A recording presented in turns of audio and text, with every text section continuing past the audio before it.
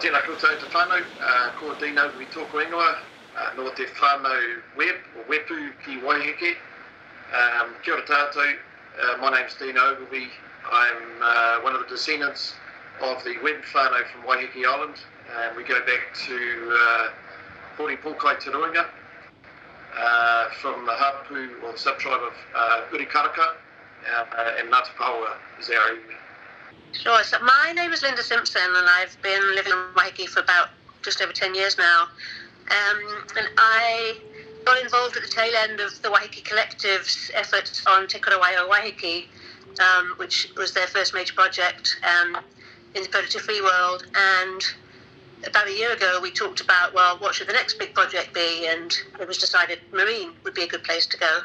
Really, the Waiheke Marine Project is an iwi and community-led project with the aim to really,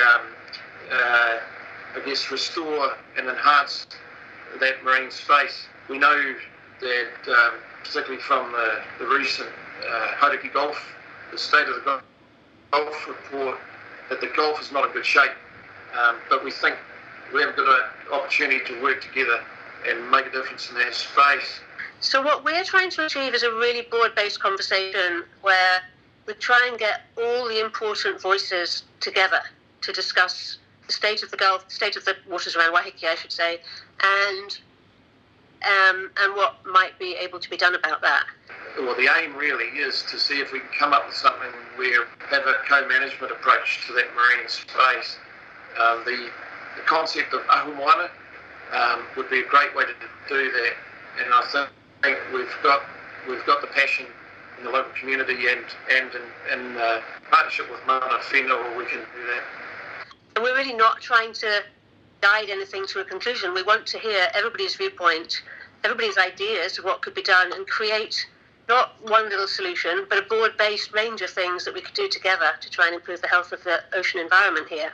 It's really an iwi and community project. I think it's an important point. We think about the intent of the Treaty of Waitangi. The intent is around partnership, and I think the themes that come through in this are things like the mutual respect that we have for each other. Speaking from a Mana Whenua perspective, it's really respecting our tūpuna and the knowledge that they've brought to us, but also to look after those who are living now. And part of our role as Mana Whenua as kaitiaki is to look after all those things living and not living within our rohe or our area. We want to preserve something that we can hand to our grandchildren. And I think this is the real opportunity now when we've got a lot of people who are thinking the same way. We can come together and find some solutions to this.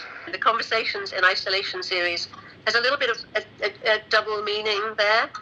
We are in isolation at the moment, which is a much nicer word than lockdown, so I do appreciate that. And so these conversations are necessarily happening like this because we can't meet to film together or to have little groups of us being filmed together.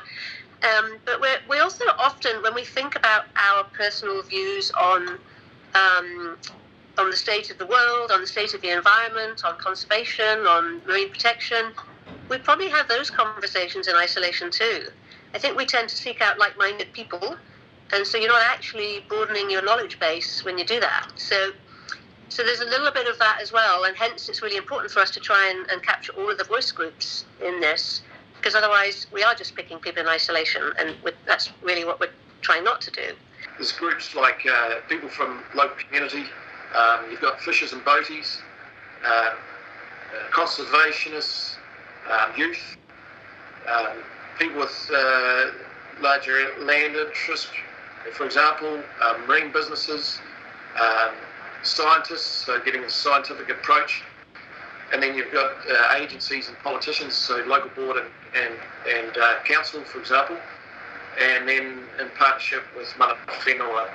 The people that have been selected come from one of those groups, each one of them, and they've been selected because of their passion for this marine space. What we will be interested to see come out of the voice group interviews, the movies, the Conversations in Isolation, is people's viewpoints. They're not remotely scripted. People are being asked very broad questions about their relationship with the sea, how they view the sea, what good would look like in terms of the marine environment. And if they feel like it, then a call to action. Like most people who've been involved in the project have got involved because they feel like something needs to happen.